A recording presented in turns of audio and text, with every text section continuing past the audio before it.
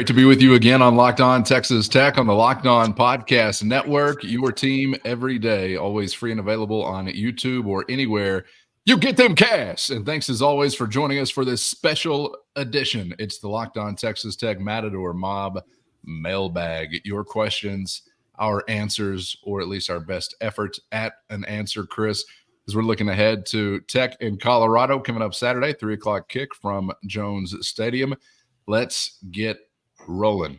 Had this question from several Matador mobsters. I saw it from Jared. I saw it from Brent. I saw it from Cliff. I saw it from Jace in one form or another. So we'll lead off with this one. Travis Hunter, scarier as a wide receiver or a defensive back? He shines in both areas, but where do you think, if there's a margin, where do you think he's scarier? I don't know if this is what he'll be at the NFL. I don't know how that will look or work, if he's, going to be like Charles Woodson or, some of the guys that we've seen in years past that kind of dabbled into both, because he's majoring in both.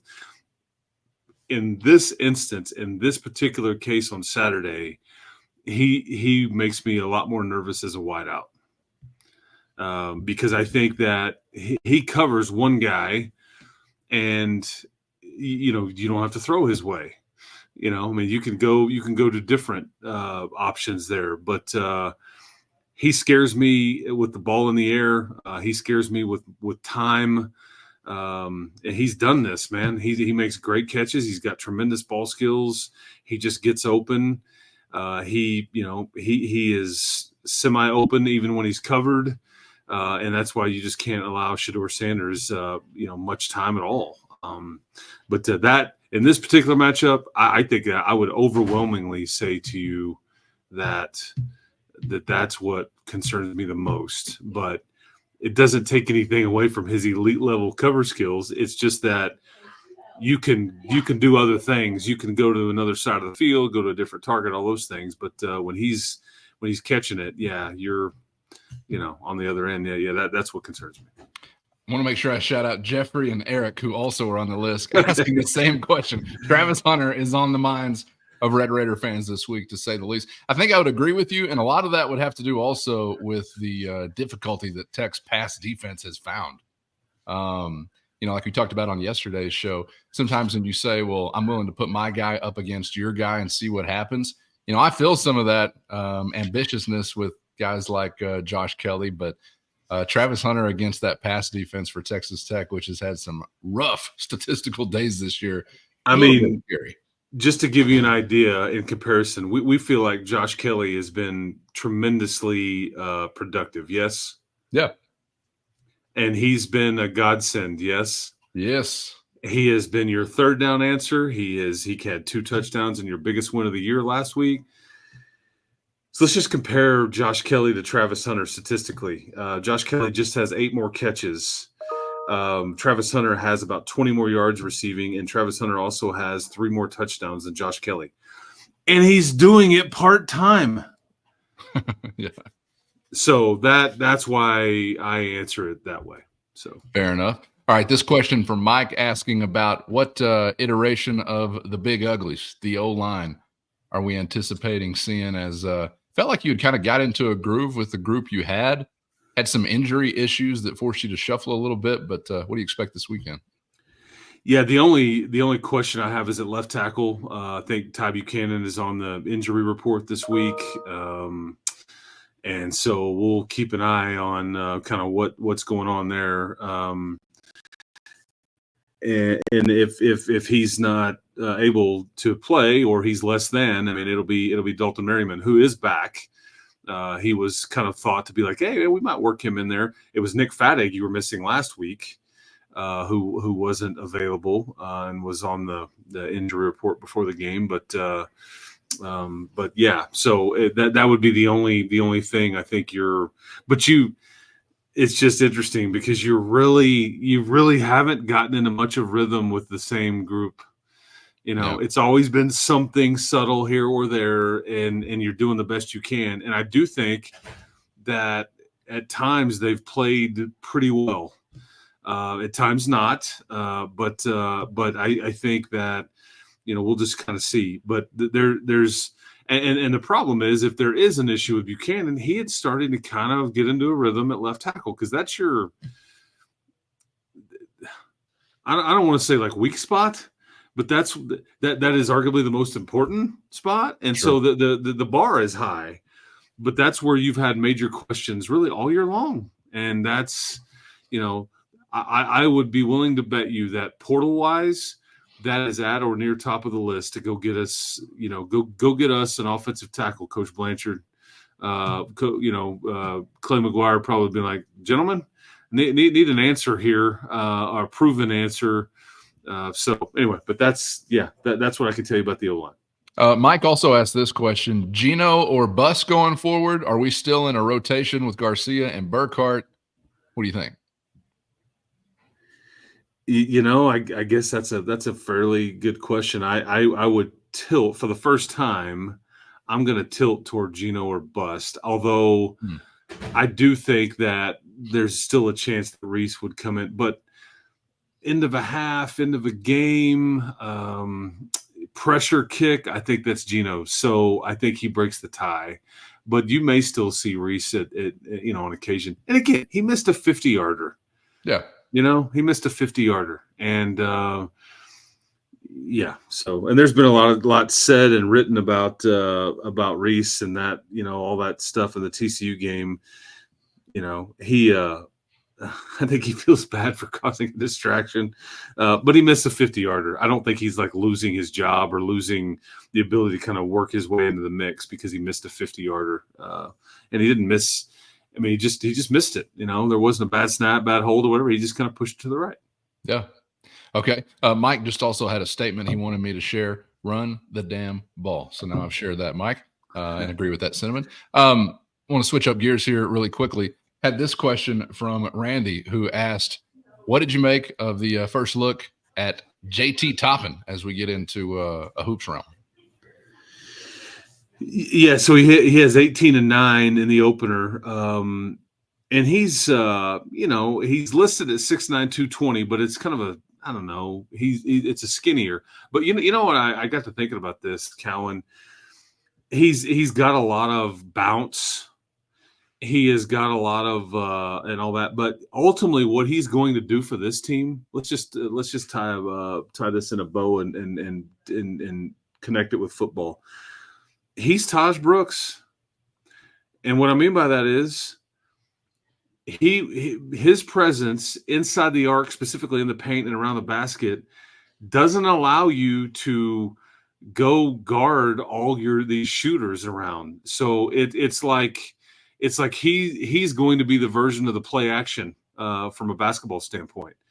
Gotcha. Because he's so good and active, all these shooters will benefit. It's kind of like, where it's Taj benefits the receivers because of his ability to run the football, and it opens things up down the field and all those things.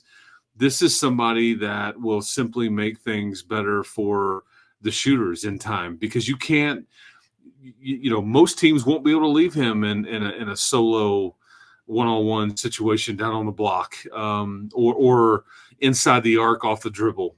He will command some attention, and I think he, because he can beat you off the dribble. He's got a jump hook that we saw, so I think that this is a good fit for what you have, because you've got elite level shooters that you can fan out around the perimeter, and I think Toppin could see his assist numbers grow quite a bit, but it puts the defense in a bit of a bind on, okay, how do we work this? Like what decision do we want to make here on how we want to guard this stuff? So yeah, that's that makes for some fun thoughts going forward here. No doubt. Yeah. And it kind of ties into what we thought about this roster really, being complete in the sense that you can, be a complete team and be a threat in just about every phase.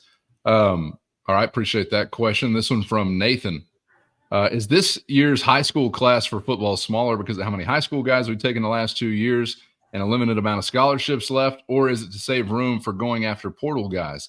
Is the strategy going to be like 20 high school guys, maybe 10, 15 portal guys? What do you think? First, Today's episode brought to you by LinkedIn Jobs. And when you're hiring for your small business, you want to find quality professionals that are right for the role. And that's why you have to check out LinkedIn Jobs. LinkedIn Jobs has the tools to help you find the right professionals for your team faster and for free. And they're not just another job board. LinkedIn has a vast network of more than 1 billion professionals, which make it the best place to find the right hire. Gives you access to professionals you can't find anywhere else. And LinkedIn does all that while making the process easy and intuitive for you. Hiring is easy when you have that many quality candidates to choose from. So easy, in fact, that 86% of small businesses get a qualified candidate within only 24 hours. That's lightning fast. LinkedIn is constantly finding ways to make the process easier as well. They even just launched a feature that helps you write job descriptions, making the process even easier and quicker, plus more effective. So post your job for free today at linkedin.com/lockedoncollege. That's linkedin.com/lockedoncollege to post your job for free today. Terms and conditions apply. This class is a bit smaller as it stands right now. I think you're still working on, you'll have some kids in town this weekend. You're still working on some. I think that there was a huge unknown over this particular class because of the house settlement case and how is revenue sharing going to work? Because, as I understand it, this is a group that you can now go, hey, man, we'll offer you a 2-year deal. Well, so-and-so down the street's offer me a 3-year contract. So there's some of those hypotheticals that this particular 2025 class is now involved with. And I think at the onset, nobody was real sure how it was going to work. You weren't real sure how this affects the portal. And to use an old Dallas Mavericks term, before the trade deadline or in free agency, I think Texas Tech is kind of tried to keep some of their powder dry. Just kind of keeping options and being very picky and trying to let some of this stuff play out. I don't think you've turned down anybody that you really wanted. I think you've dropped a few kids in recent months that, you've lost a few decommitments when somebody maybe offered a 3-year contract and you were only willing to go 2. You will be active in the portal. I do think that is a thing. I think you're going to obviously have some decisions to make with your own team as well when you trim the roster, but you're going to go get a running back. You're going to go get a tight end. You're going to go get 1 or 2 offensive linemen that you feel like are starter or top backup, like key rotational pieces, and you hope to keep Vinny Scurry obviously too in the mix. You'll go get a corner.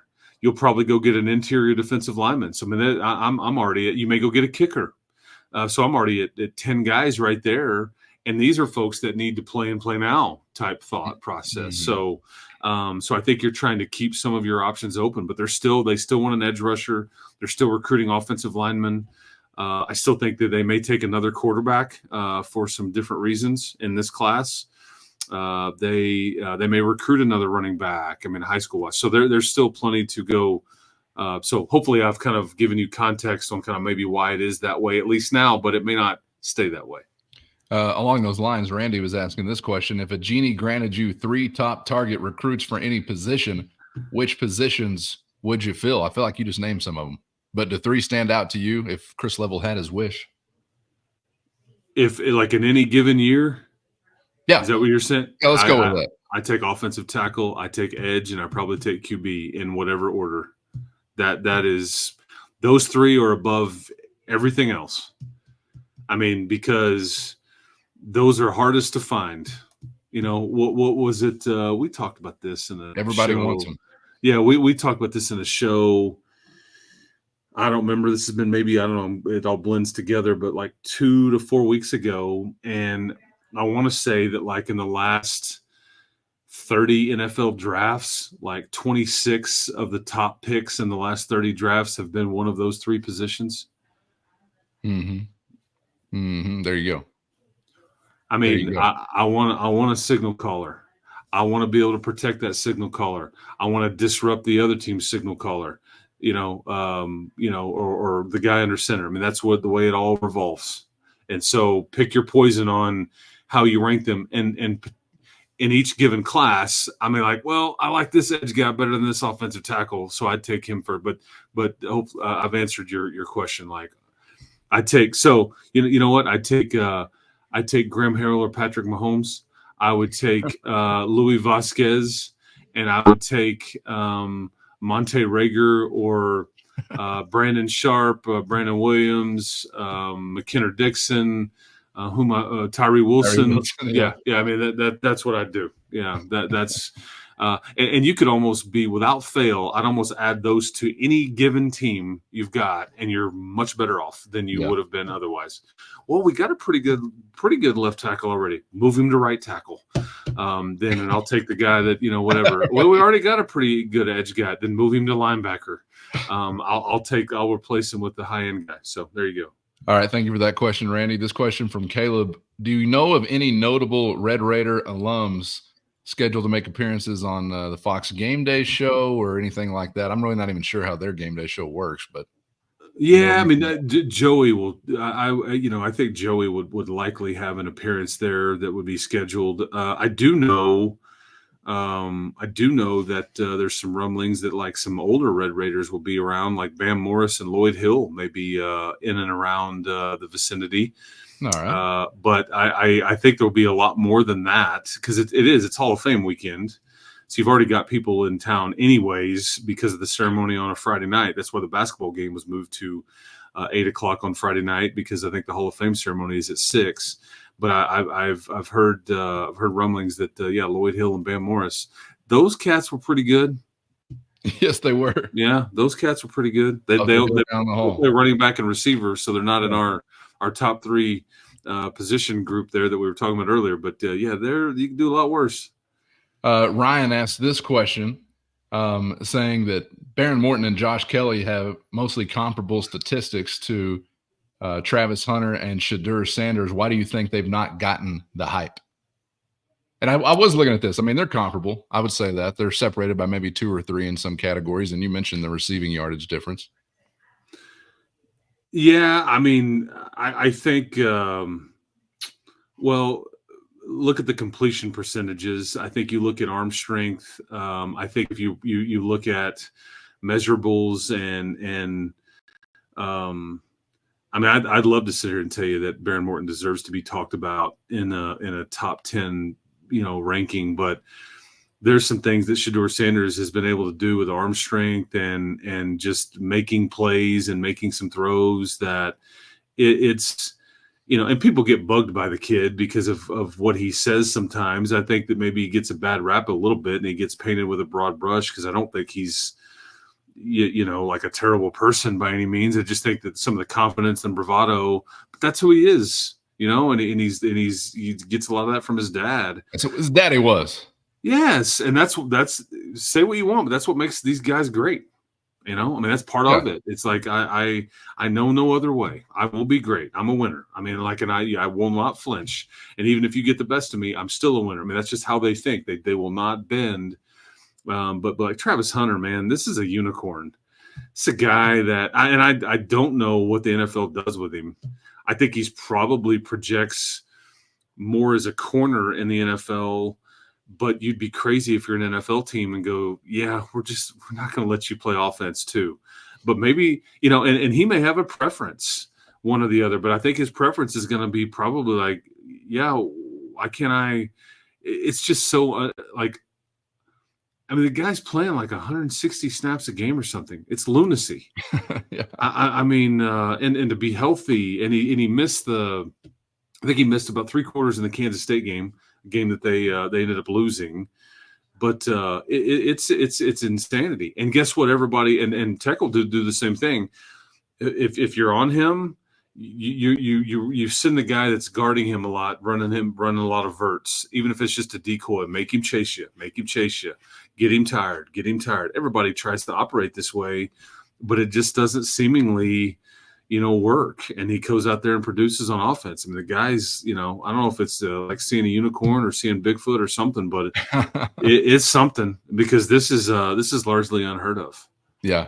And they're as well marketed, I think, as any team in the country as far as that's part of TV draw and things like that. And Yeah, Shadur's just following in the footsteps of his father. I don't know if he'll be as accomplished as his father as an athlete, but from the general public reaction standpoint, he's right there in that mold, right? Junior The talked that old hustling talk. I was going to tell his daddy, but I found out his daddy was a damn hustler. Little Flip 713. That's what it brings to mind. there speaking of, there was a NFL mock draft. The Athletic did one. The first three players to come off the board in this mock draft, and these things will change a million times, but how a mock draft typically works is that the people that are writing it, they are contacting scouts for NFL teams and all these things. In a lot of cases, the scouts aren't the decision makers within these NFL teams. Okay, so they're not the ones actually making the selection. There's politics that goes into it. There's a GM trying to save his job. So there's a lot of things that factor in. But if you just get the scouts' perception on this mock draft from the Athletic, and maybe they did talk to many decision makers, but there's some goofiness there. But the top three picks are Big 12 guys, and I think Shador Sanders, Travis Hunter were two of the top three, along with the wideout from Arizona, Teteroa McMillan. Just to give you an idea of like the thought process here, what you're dealing with. Yeah, I mean, 1, 2, and 3 in the draft coming out of the Big 12. Cody asks this question: is it just me, or does Morton have some accuracy issues? There have been so many other things to consider along the way for Barron, as far as like injury or things like that, that maybe there's always kind of been that layer to say, well, it's due to this. I don't know. At the end of the day, do you think there just are some accuracy issues with him even when he's feeling good? First, today's episode brought to you by Robinhood. Did you know that even if you have a 401k for retirement, you can still have an IRA? Robinhood has the only IRA that gives you a 3% boost on every dollar you contribute when you subscribe to Robinhood Gold. But get this, now through April 30th, Robinhood is even boosting every single dollar you transfer in from other retirement accounts with a 3% match. That's right, no cap on the 3% match. Robinhood Gold gets you the most for your retirement thanks to their IRA with a 3% match. This offer is good through April 30th. Get started at robinhood.com/boost. Subscription fees apply. And now for some legal info. Claim as of Q1 2024 validated by Radius Global Market Research. Investing involves risk, including loss. Limitations apply to IRAs and 401ks. 3% match requires Robinhood Gold for 1 year from the date of first 3% match. Must keep Robinhood IRA for 5 years. The 3% match on transfers is subject to specific terms and conditions. Robinhood IRA available to U.S. customers in good standing. Robinhood Financial LLC member SIPC is a registered broker-dealer. Today's episode brought to you by FanDuel. Get ready to tackle all the action with FanDuel, America's #1 sports book. And right now, new customers can bet only $5 and get $150 in bonus bets if you win. The FanDuel Sportsbook app gives you everything you need to place live bets on the NFL and a whole lot more, all in one place. So when you get a hunch, a gut instinct in the middle of the game, you can check out the latest stats, view live play-by-play, and so much more, all on the same page where you place your bet. Just visit FanDuel.com to join today, and you'll get started with $150 in bonus bets if you win your first $5 bet. That's FanDuel.com. Never waste a gut feeling again, and make every moment more with FanDuel, an official sportsbook partner of the NFL. At the end of the day, do you think there just are some accuracy issues with him even when he's feeling good? At times, yes. Yeah, but I think he'd tell you the same thing. He's completing about 62% of his passes. I think at times, absolutely. I think, I can't pretend to know last week. I think sometimes mechanically he gets a bit off with his footwork, and I think that causes some of it. I think that I don't pretend to know what life is like inside that shoulder. And so as it felt good all year long, I don't pretend to know, like last week, how things were feeling to him based on the prior week with what they thought was a broken collarbone, as was reported on TV. But at times he is very accurate. I think on 4th and 6 to Josh Kelly, very accurate. I think a couple plays later off the sideline, there's a tight window throw, and Kelly just grabs it and tiptoes in. I mean, those are, but we see he puts a lot of touch on the one to Jordan Brown, the one that he does catch, because he's about to get lit up, and he's like, I just got to get rid of this thing. And so he's able to take a little bit off of it and float it and let his guy get it. So there's still enough moxie and all that. But yeah, I mean, there's there's been plenty that he's missed for sure. But yeah, 62% of his passes, I think, and throws he'd love to have back. Sure. All right, Cody, thank you for that question. This one from Cameron, kind of off the beaten path. How did the Texas Ranger head coach security detail begin? Has this always been around during your time, Chris, or do you remember this? Because it seemed like they were here with Leach. That's also. Yes, and you will not find, like, the Texas Ranger that protects Joey and travels and everything is a guy named Scott Stevenson. He is one of the best people you will ever be around. He is not to be messed with. I'm fortunate to call him a friend. He travels with us. He's in the bunker with because he's every time I'm dealing with Joey going to the locker room at halftime or after the game or whatever it be, and sometimes we're just sitting there kind of on the sideline talking. We're sitting right by the kicking net, and Scott will like, "Hey man, Gino's about to warm up, and like you might want to get away from that net, or you're gonna get hit in the head." So he's always got my best interest in mind. But these are legitimate. Like I know that like what's the what are the guys like the Navy SEAL? Like is got a very high. There's a lot of street cred when you're Navy SEAL. Yes, I would say this is about as in our version of it. This is about as close as you're going to get. No jurisdiction. Yeah. Certified badass is Scott Stevenson. But I that's been around for a long time. I think that I don't know if it was around during Spike's years though. At some point, there's also a guy named Dominique Zaniga, I think is how I say his last name, that also kind of aids Scott at home games. But Scott's the one that travels around, and it's like an honor for them to be appointed to that detail. I mean, it means there's a lot of yeah. I mean, when we're putting our best to protect the head coach, but everybody's got some equivalent of this all over the country. Right. Yeah, ours look the coolest though. There's no doubt about that. Yeah, I mean, ain't no doubt. I'll take Scott. I'll take a bullet for Scott if that's what it took. Yeah. All right. Thank you for that question. This from Jared, who says Colorado has markedly improved on defense this year, especially against the rush. With that in mind, how worried should we be that they could corral Taj? And if that happens, can we go toe-to-toe in a shootout? What do you think if Taj was to have an off day or they are able to corral him? Can you get in a shootout with these guys? They do have a bit of a defensive line injury issue. There's a few guys that are maybe questionable or maybe out or whatever, but they have been much better in this aspect this season. They're giving up about 155 on the ground. I don't know if I want to get into that kind of game. I don't know if that best suits you because we've talked a lot about these things and like statistically this and like like offensively this, defensively this. We've talked about like how people view it around here. These are the facts. You score more than everybody in the Big 12. You give up more than everybody in the Big 12. And I don't know if you want to play with fire there and go tit for tat, man. What do you got? I just don't know if that if you're necessarily built to do that and keep. So you're gonna have to mix in some pass rush. You're gonna have to mix in the key play on special teams.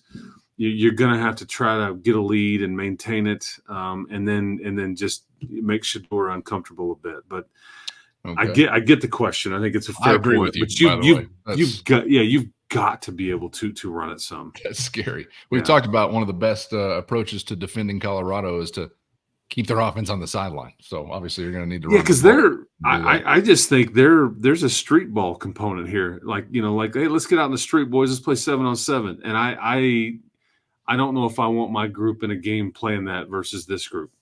Yeah, gotcha. Okay, this one from Eric, who says asking for some top keys for the Red Raiders that are not related to Colorado's QB or wide receiver. If we couldn't say Sanders' name or Hunter's name, are there other areas that stand out to you that Tech's going to have to do a good job with them? Well, I mean, I think I think some of the cliches, the turnover battle and all that, but I'll tell you what you've got to clean up that you absolutely control. You got to clean up these penalties. I mean, some of the pre-snap stuff or the the substitution, breaking the huddle with too many guys, or just not getting the right personnel group on, or just some of the pre-snap stuff. I mean, that's got to be cleaned up in a game like this. Because, I mean, Colorado hadn't been in many close games lately because they've been blowing some folks out. But this is Vegas has this as a 3-point game. Yeah, and I think 50% of these games in the Big 12 have been one score. And we know your record. You're 7-2 in your last 9 Big 12 games as far as one score games. This one absolutely has a chance to be a tight one. And so it's going to, I mean, I think you need to win the special teams phase. I do. Yep. I think that whether that's sneaking in a 2-point conversion or it's flipping the field, or I think that you need to check that box because as explosive as they and again, you average more points per game than they do. You've got an explosive offense as well, but this is just a different deal. I just told you about the NFL draft. I mean, they don't like put guys at the top end of an NFL draft like 1 and 2 and 3 overall, folks. I mean, some of these guys, I just don't want to play with that fire too much. I think you're going to have to play with it some. Yeah. And you need to have one of those special costumes on that the stuntmen wear that you don't get burned and whatnot. But yeah, I would say your penalty numbers need to be lower. Turnovers goes without saying, but I think it's like a special teams thing that you've got to win that phase. You may not have to overwhelmingly win it. You can't lose it. Gotcha. Or anything like that. Yeah, you can't have some catastrophe in that area at minimum. And it'd be nice to actually provide a catastrophe for the opposition within the special teams game if you had something nice going on with a punt return or something along those lines. All right, thank you for that question. Final one, Chris. This one from Michael, who's asking for a Red Raider you would name as an X factor this weekend. Is there one guy that really stands out or one that could fit that mold? I think we mentioned him in a recent show. I think it's Michael Dingle. I really do. I think. Wow. Okay. I didn't expect that one. I think that this is, and we'll see if I'm right, and we'll see how much of a factor. But I mean, I'll take you back to Noah Fafita. Everybody knew Michael Dingle's name after that game. You need to replicate that. He needs to chase. He needs to tackle. He needs to, Shedeur Sanders needs to know who's wearing number 35. Because I mean, and the reason I say that is you could go to Braylon Lux. You could go to, maybe somebody opposite of Josh Kelly, like Coy Aiken or whatever, or maybe whoever's going to be playing left tackle for you. You go a variety of different ways here. There's just not many guys you're trotting out there that have legit, and I mean legit, not football fast, he's fast enough, he doesn't get tackled. Dingle has like legit speed. And I think in a game like this, it needs to be utilized, and he needs to do his part of making his presence felt. I don't know if they'll major in him or minor in him. I don't know if he'll be on the field and have lots of opportunities, but I'm telling you, he is the very definition of an X factor here because he has got legit speed. You can't show up and on campus and be a part of Wes Kitley's track program and then also want to play football unless you have legit speed because Wes Kitley's not messing around. It's like, that's cute for high school. That's cute if you want to be like run our scout team 4x4, 100-meter deal, or you want to run some hurdles. You can come train over here, but no, I mean Dingle's got legit speed, and he's nowhere near the fastest guy that at the track program. I'm just saying, sure, in a football uniform, but it translates, and I think that's. Yep, I would say, and I give you 10 other answers, but I'm going to go with that one. I like that one. I'm glad we included that question because that was one I didn't anticipate, but could fit in very well. Who would you have said? Oh, really honestly, I might have gone with wide receiver number 2. Okay. I don't know why, but Caleb Douglas is on my mind just because I feel like we have not seen yet a day. It's been like Kelly or Douglas having a big day, but is there any shot at taking advantage of, some opportunity because of Travis Hunter being elsewhere as a defensive back? Is there any shot, whether that's Douglas or Kelly? I don't know necessarily who's going to get the most attention, but you know what I'm saying? We've seen like in some of those days where Kelly was a little dinged up, we saw Douglas have some big days, and it was great to see him come on. Mm-hmm. I'd like to get a little greedy. How about we get back to like Joe Filani, Robert Johnson, Jarrett Hicks all doing it at the same time days where everybody goes for a hundo. I might go for somebody like that. Jalen Conyers also, and I'm just heavy offense here, but Conyers is another guy that pretty much every week I just kind of view as an X factor because he can do so many different things and you never know where he's going to be lined up at or what he's going to be asked to do. So we'd love to hear from you guys in the YouTube comments if you got some other names popping up as far as potential X factors. Chris, appreciate a little extra time today. Appreciate the answers, man. We are almost off to the weekend for Red Raiders and Buffaloes, 3:00 on Saturday from the Jones. So enjoyed it, man, and we'll see you for the next one. We love you all. Keep hope alive, everybody. Guns up, and we'll see you at the arena, the stadium, somewhere. But I'll be seeing you. Yeah, somewhere in between. You got it. All right, appreciate you guys for being out there. Get subscribed on YouTube or anywhere you get podcasts so you never miss an episode. Thanks to those Matador Mobsters for sending those questions in. If you want to become a Matador Mob insider, hit the show notes. Check out the link there for a free 14-day trial. It's your direct line to Chris and myself with one-on-one text sent straight to your phone. For Chris, I'm Casey. We appreciate the time and hope to see you back for the next round on Locked On Texas Tech.